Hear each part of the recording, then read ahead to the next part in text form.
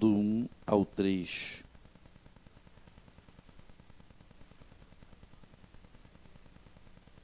Diz assim: havia na igreja de Antioquia profetas e mestres, Barnabé, Simeão, por sobrenome Níger, Lúcio de Cirene, Manaém, Colasso de Herodes, o tetrarca, e Saulo. E servindo eles ao Senhor e jejuando, disse o Espírito Santo: separai-me agora Barnabé e Saulo para a obra a que eu tenho chamado. Então, jejuando e orando, e impondo sobre eles as mãos, os despediram. Vamos orar nesse momento, agradecer a Deus por tudo que já foi feito até agora, né? E pela palavra dele, pedir que nos dê uma palavra viva. Muito obrigado, Pai Celestial, porque o Senhor nos trouxe aqui, o Senhor já falou conosco nesse culto, e vai agora, Senhor, falar pela sua palavra. Eu creio que o Senhor ofereceu a oferta, Senhor amado, que é colocada no teu altar nessa noite. E eu sei que o Senhor responde, já respondeu. Aleluias. Com a sua presença, com o fogo do Espírito, com renovação. Deus amado, isso, o Senhor sempre faz muito mais, muito mais. Obrigado porque chegamos até aqui, Senhor. E nos guia, porque como diz a tua palavra, na tua luz vemos a luz. Na luz da tua palavra vemos a luz. Pai Santo, abençoa os teus servos que estão aqui. Dá uma vitória, Senhor, a cada um. E eu sei que cada um vai sair grandemente abençoado. E aqueles que não chegaram, Senhor, porque estão enfermos, vá ao encontro. Estenda a sua mão, sare, cure, Deus. Dê vitória, Senhor. E aqueles que não tiveram força para chegar, Deus, tem misericórdia. Tem misericórdia, socorre, Deus. Levanta, Senhor. Porque, de fato, quando alguém cai, não se levanta por si. É o Senhor quem vai e levanta. Deus Altíssimo, e assim como o Senhor fez com Pedro quando estava se afogando, o Senhor levantou ele, levanta aqueles, Senhor, que estão se afogando também no mar da vida.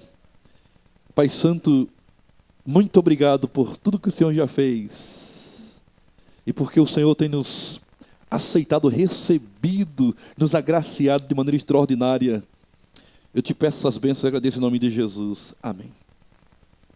Os irmãos podem sentar.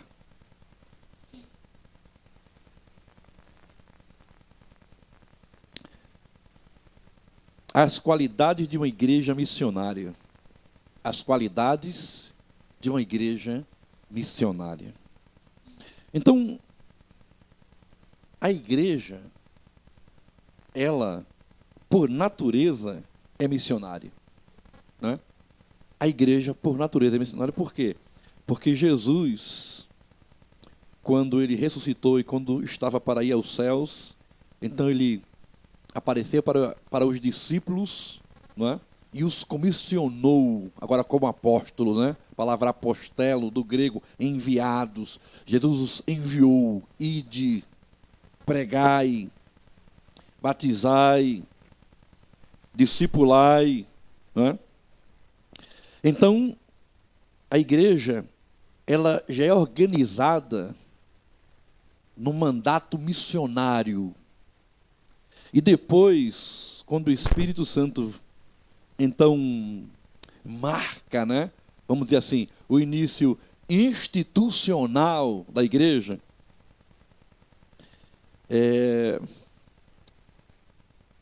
um evento missionário, porque estão ali pessoas de vários lugares, de toda a parte do mundo, como diz lá o livro de Atos, de todas as partes do mundo, e quando o Espírito Santo vem sobre os discípulos, enche eles, né? E eles falam das grandezas de Deus na língua de cada um, e eles entendem isso, Eles vão a eles e depois que são esclarecidos pela mensagem de Pedro, eles perguntam: o que faremos, irmãos? E Pedro diz: arrependei-vos e cada um de vós seja batizado para a remissão dos pecados e recebereis o dom do Espírito Santo, não é? É a própria salvação vinda do Espírito Santo de Deus. E naquele dia agregaram-se à igreja quase 3.000 pessoas. Então a igreja, por natureza, ela é missionária, não é? A igreja de Cristo, ela é missionária. Ela não é uma instituição parada, não é? Ela não é uma instituição que não se movimenta, é engessada, não. Ela tem vida, tem dinamismo o tempo todo. O tempo todo.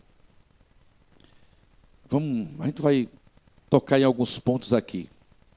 Agora, quais são as qualidades de uma igreja missionária? Primeiro, profetas e mestres, como está no versículo 1 de Atos, capítulo 13, né? Havia ali profetas e mestres, né?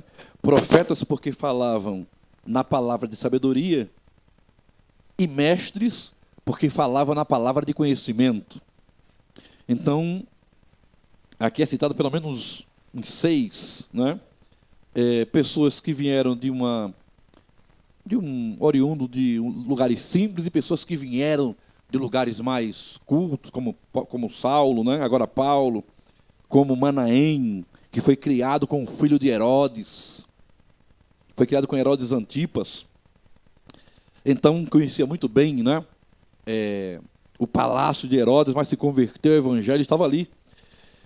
E eram homens dotados de sabedoria e de profundidades, né, na palavra.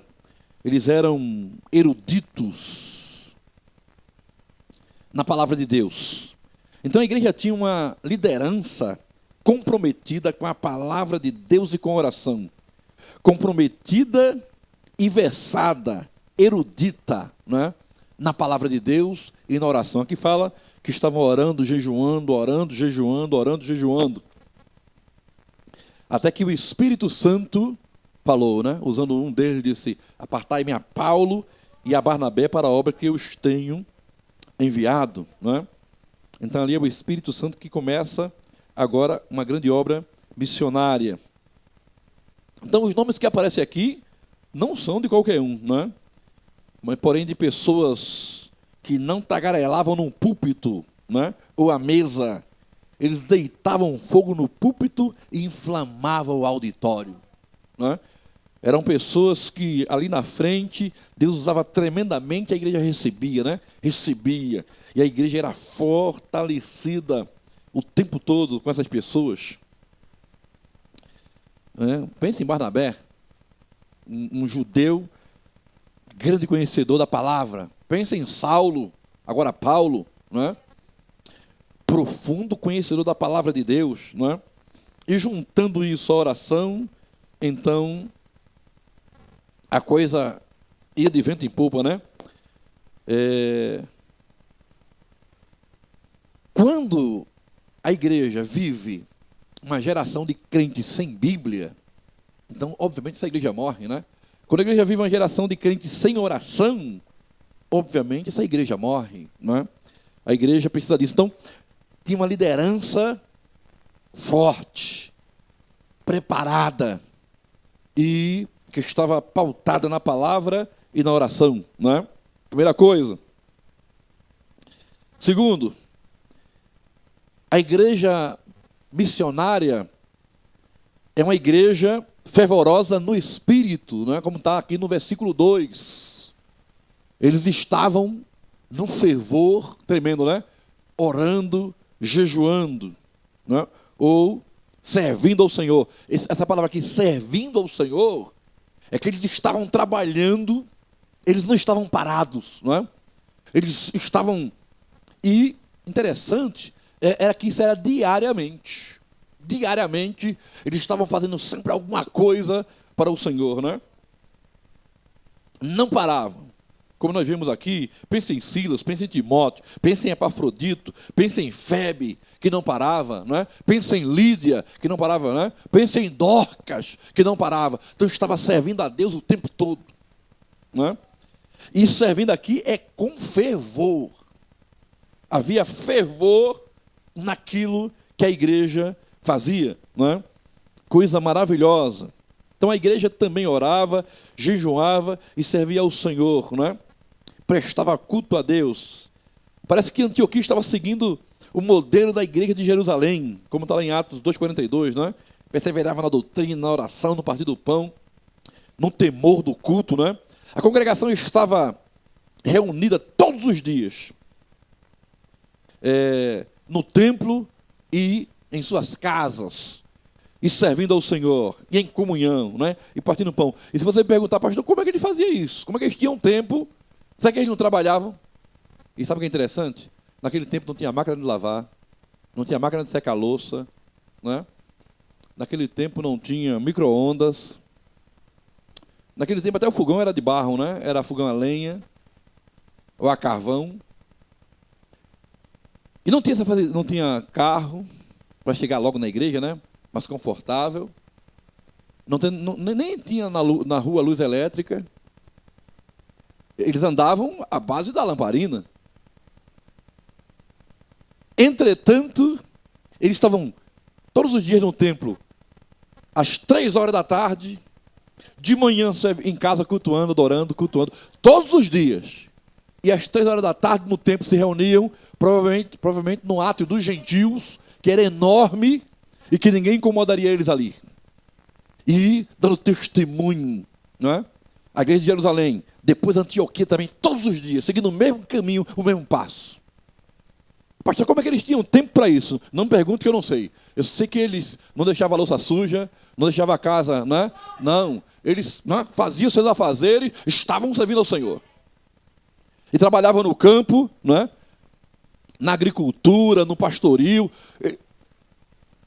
Tinha o seu trabalho. Já pensou? E a gente hoje, com toda facilidade, e a gente quase não tem tempo, se brincar, não vem para a igreja. Né? Com tantas facilidades. Então, que coisa interessante, irmãos. Mas sabe o que é isso aqui? O fervor.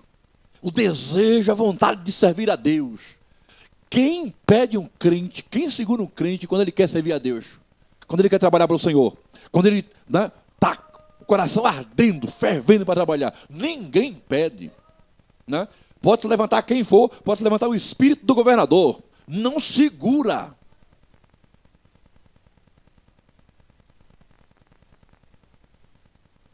Que coisa maravilhosa que a gente vê na igreja de Antioquia, não é? Aí o Espírito Santo, não é? Ali presente, intensamente, abençoando a igreja, não é? E a igreja já começou com missionários, fazendo já um trabalho espetacular de missões. Coisa maravilhosa. Aleluias. Hoje, irmãos, a oração e jejum estão em extinção. E os crentes não têm mais tempo para ver os cultos, ou até para fazer o culto doméstico em casa. Não é? Até para fazer o culto em casa, então os crentes já não têm mais tempo. É uma dificuldade, é uma luta, né? Você não já viu alguém dizendo assim, olha, irmão, chega aqui, luta para vir para a igreja. Que luta? Que luta é essa, meu Deus, para vir para a igreja?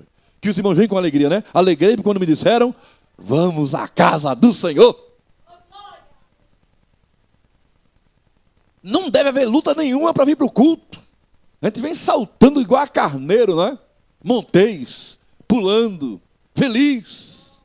Porque a gente está vindo adorar o Senhor, está vindo se reunir como a igreja de Cristo, né? Então, isso é maravilhoso.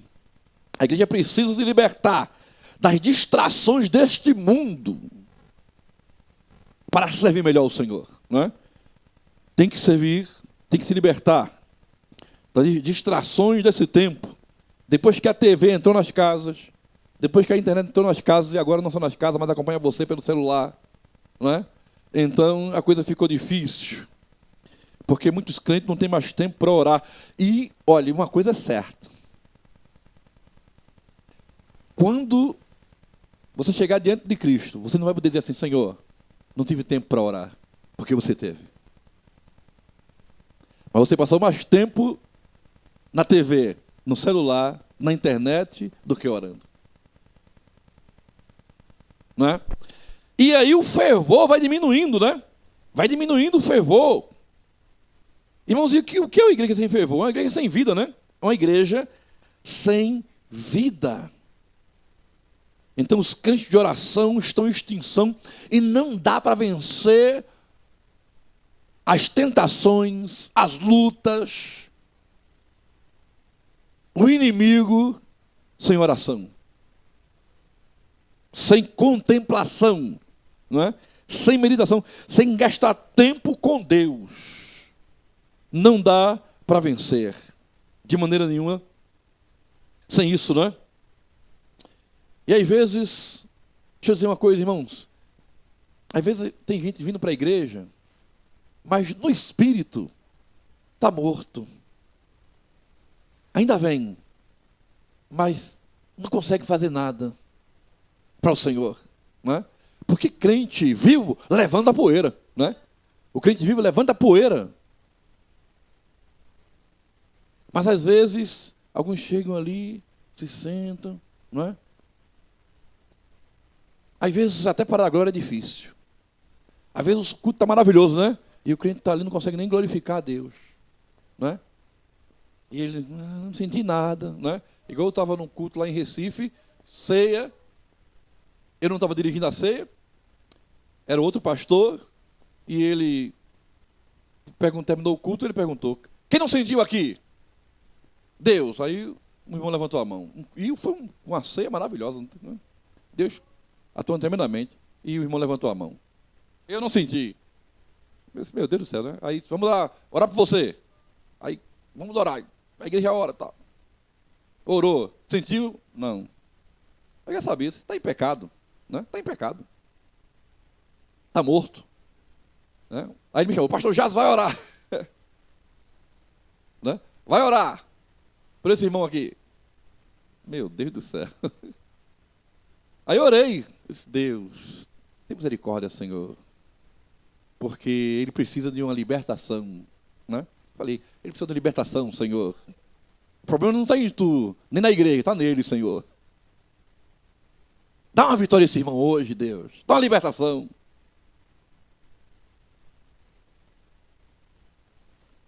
Como é que alguém no culto maravilhoso diz que não está morto espiritualmente, né? Mas continuando, né? É a igreja realmente missionária, uma liderança firme, forte, de oração, palavra, não é? É uma igreja também fervorosa, que ainda no fervor, servindo a Deus com fervor, não é? E nós não podemos abrir mão disso, não é? Se alguém disser a você: olha, isso é besteira, né? Para que ir para a igreja direto? Para que está orando direto? Né? Para que isso? Faça como Jesus disse a Pedro: para trás de mim, Satanás. Para trás de mim é você. Eu sirvo a Deus com fervor e agora que você viu muito mais. Porque o que foi que Pedro disse a Jesus? O diabo, né? Senhor, tem piedade de ti, Senhor, né? Tem piedade de ti, tem dó de ti, né? Então, né? É até, né? Parece que ele está interessado no seu bem, né? Mas é no seu mal. Então tem que ter muito cuidado. E a igreja, ela levanta a poeira, né? A igreja tem que levantar a poeira, irmãos. Ela tem que fazer isso, né? Aleluia. Os maiores inimigos da igreja hoje são as distrações que estão substituindo a leitura da Bíblia, né, e a oração. Por isso que Paulo diz: e não vos conformeis com este século. Né? A igreja missionária também é a igreja que as pessoas são capacitadas espiritualmente e biblicamente.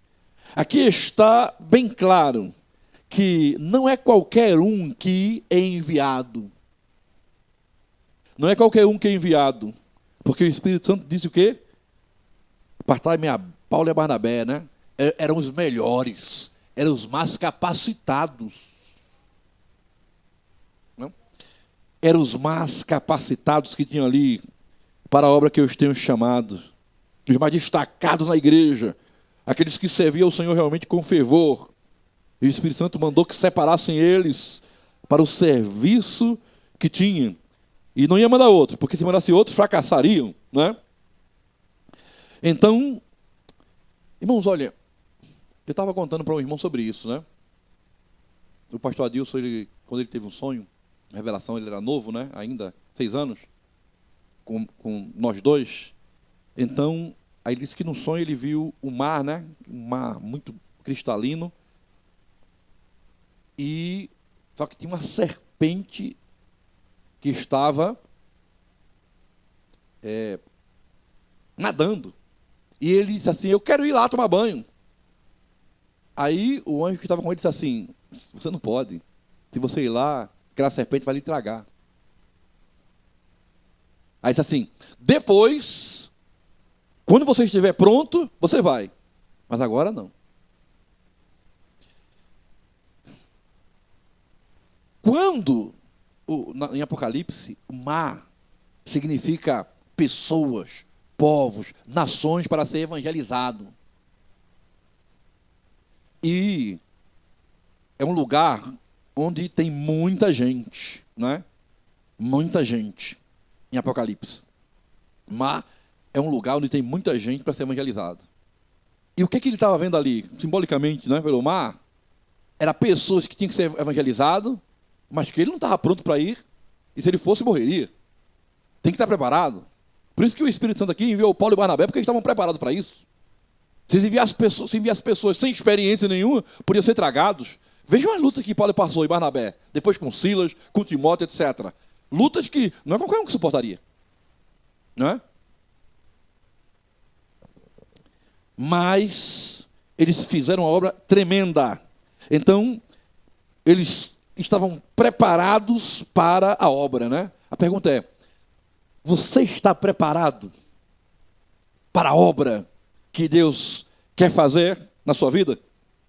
Você está preparado para que Deus o envie? Não é? Porque é urgente, né? Não pode esperar. Às vezes tem gente que, meu Deus do céu, né? Hoje em dia o negócio está tão feio que tem gente que se converte, né? Se converte. Aí com 3 meses, aí só, não, porque eu era da macumba e tal. Eu era da bandidagem. Aí, então, testemunho muito forte. Isso aí tem que ser já consagrado a pastor. O cara com 3 meses já é pastor. 3 meses de crente. Nem aprendeu a ser crente ainda. Aí começa o desmantelo, né? Ou com 6 meses, ou com 1 ano. Né? Está no discipulado. Aí, pastor, aí já abre a igreja. Aí o desmantelo, né, é grande, né? Porque o inimigo vai lá e, né, arrebenta, né? Tritura mesmo. Então, tem que a igreja missionária tem que ter pessoas capacitadas, preparados para fazer a obra, né? Biblicamente. Então, hoje tem muita gente que quer, né, quer uma responsabilidade grande e nem está pronto para isso, né? E Deus não bota, porque se botar, morre, né? Irmãos, evangelização, né, e trabalho em igreja é luta o tempo todo. E quanto maior a responsabilidade, né? Então, é como alguém disse, e é verdade, né? A cada vitória, a batalha continua com novos demônios e mais fortes. E você, né, está nessa luta. Então, a igreja precisa, né, de pessoas que de fato esteja pronta para toda boa obra. O que é que Paulo diz lá a Timóteo, 2 Timóteo capítulo 2, versículo 15? Procura apresentar-te a Deus aprovado, como obreiro que não tem de que se vergonhar e que maneja bem a palavra da verdade. Aprovado, como obreiro que não tem de que se vergonhar e que maneja bem a palavra da verdade. E são pessoas assim realmente que Deus quer para fazer a obra dele. Você fala assim, não, mas Deus aceita. Não. Deus quer pessoas preparadas. Não é? Para depois, porque de vez em quando eu falo isso aí, é verdade, viu? De vez em quando os crentes botam Deus numa fria e Deus tem que mandar Gabriel e Miguel o tempo todo para salvar os crentes. Né? Os crentes entram, né? Deus mandou fazer isso. Aí bate de frente com um inimigo terrível, aí, Senhor, socorro! Aí vai lá, Miguel, vai, Gabriel, salva ele, né? Porque misericórdia. De vez em quando tem gente entrando em cada fria e Deus tem que mandar Miguel e Gabriel salvar o tempo todo, né? Sem sabedoria, né? Mas a igreja bem preparada, irmãos, ela é vencedora, né? Ela vence. Então, jovens bem preparados, né? A gente está vendo no tempo em que os crentes precisam se entregar mais ao Senhor, né? Se entregar mais. Como está lá em Colossenses 3, 1. Buscai as coisas lá do alto, onde Cristo está sentado, né?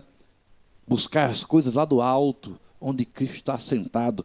Nós precisamos, como Maria fez, né? Sentou-se aos pés de Jesus, sentar mais aos pés de Jesus. Porque, de fato, essa é a boa parte. E nossos jovens também, né? Serem preparados para influenciar esse mundo, porque são tantos jovens que estão aí se perdendo e a gente precisa, né?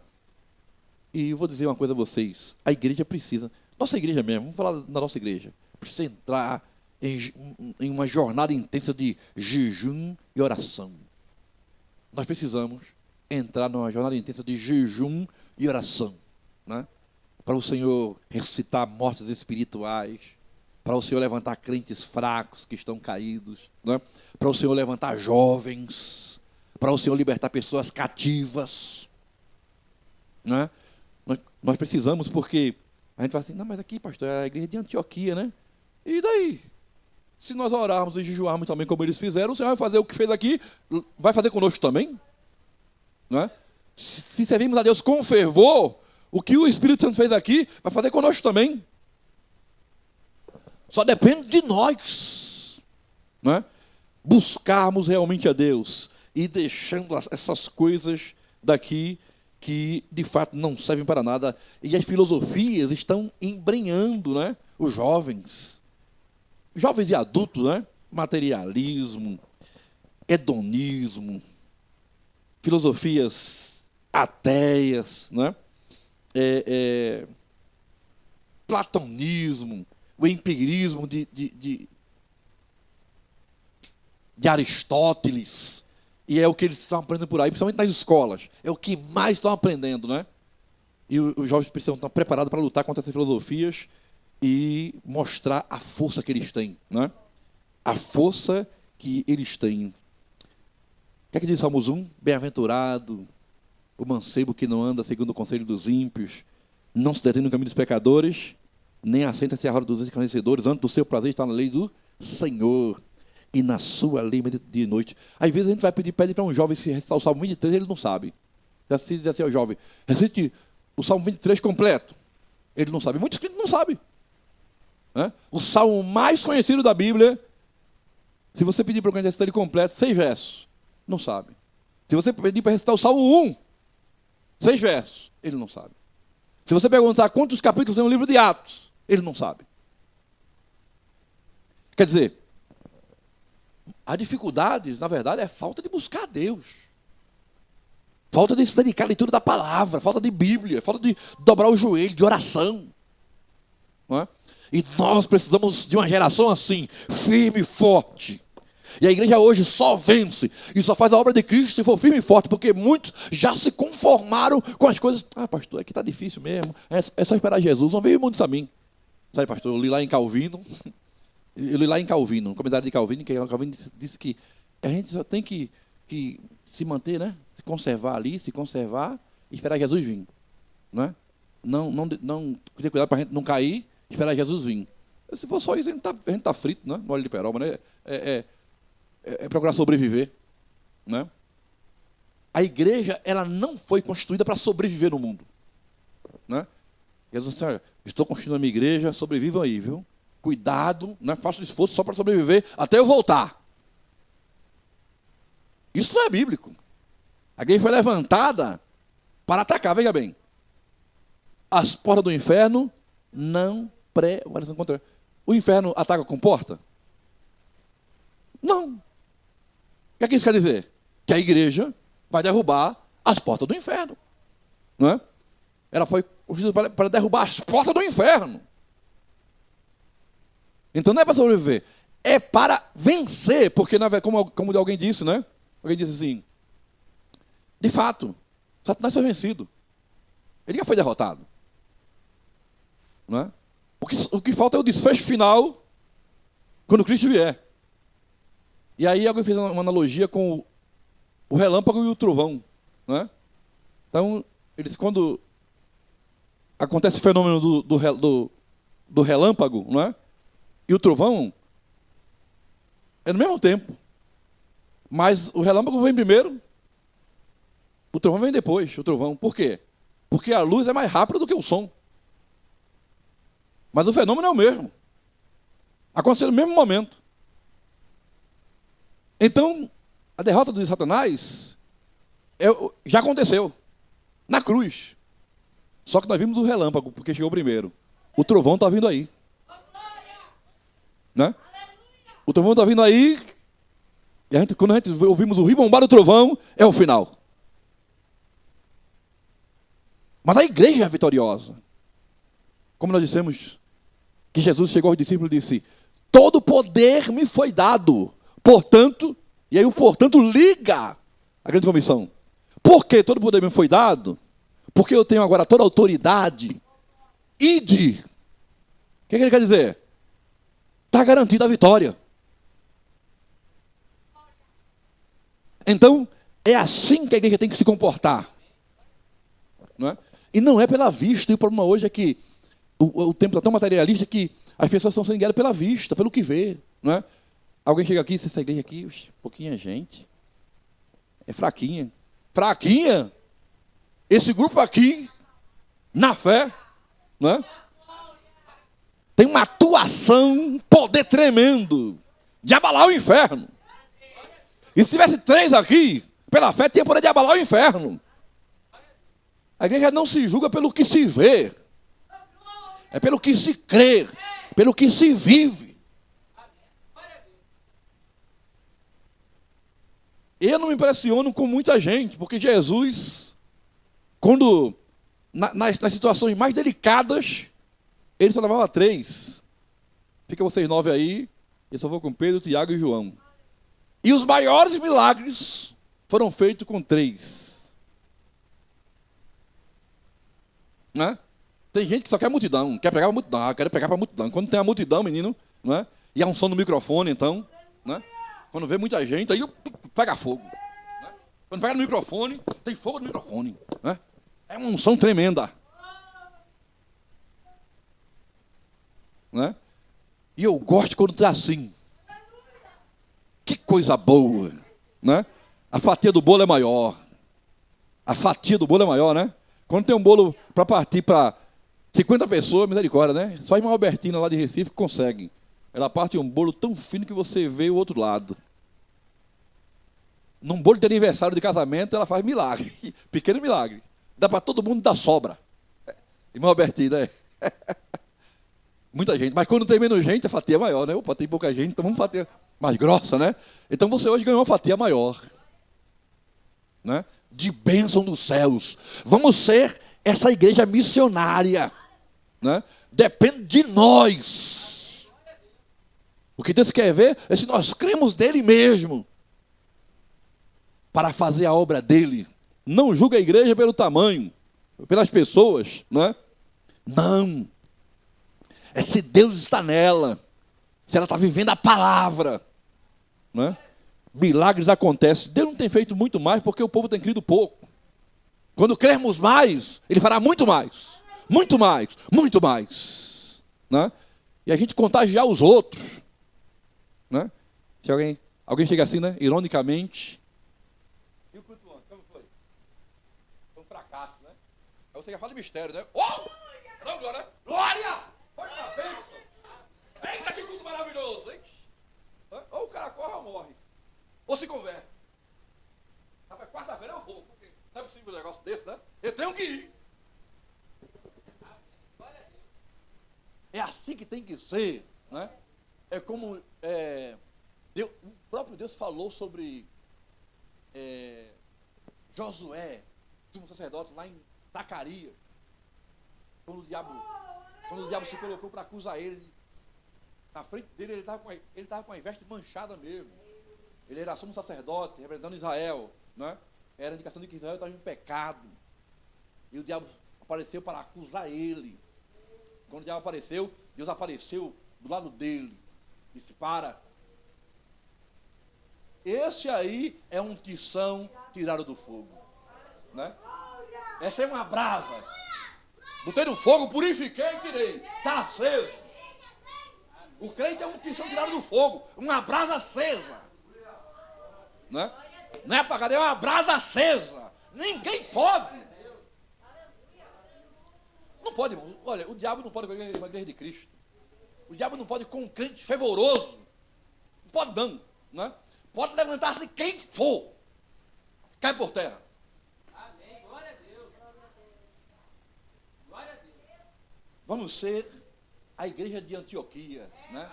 Igreja missionária, igreja fervorosa, liderança firme e forte, né?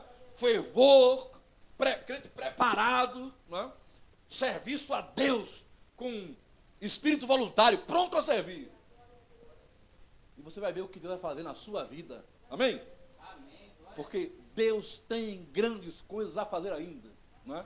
O Senhor tem coisas grandes ainda, como disse ele a Jeremias: clama a mim e responder-te-ei e anunciar-te-ei coisas profundas, firmes e profundas, que ainda não sabes, não é?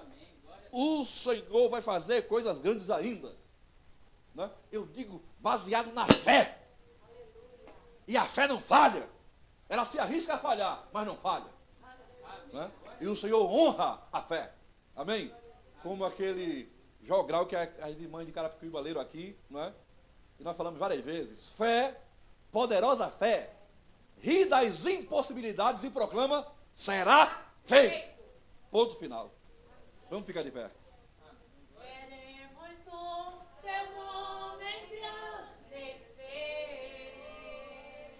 e agradecer-te por glória em nossas vidas. Confiamos em teu infinito amor, pois só tu és o Deus eterno sobre toda a terra e céu. Aleluia. Vamos orar, irmãos. E você que crê no Senhor, que crê, né? Saia daqui com as mãos cheias.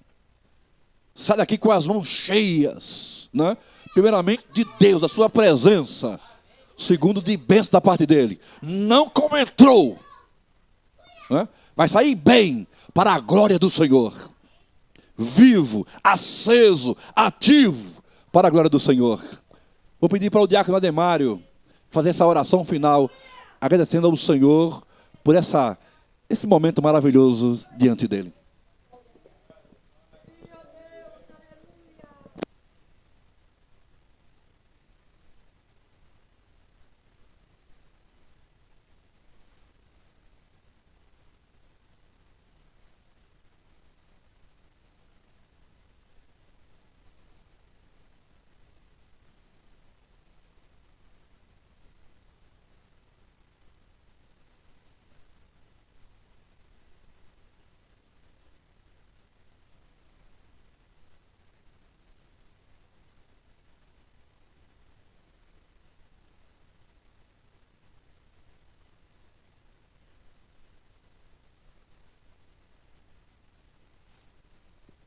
Amém. Nossa divisa: pondera a vereda dos teus pés e todos os teus caminhos sejam retos. Que o Senhor nos abençoe.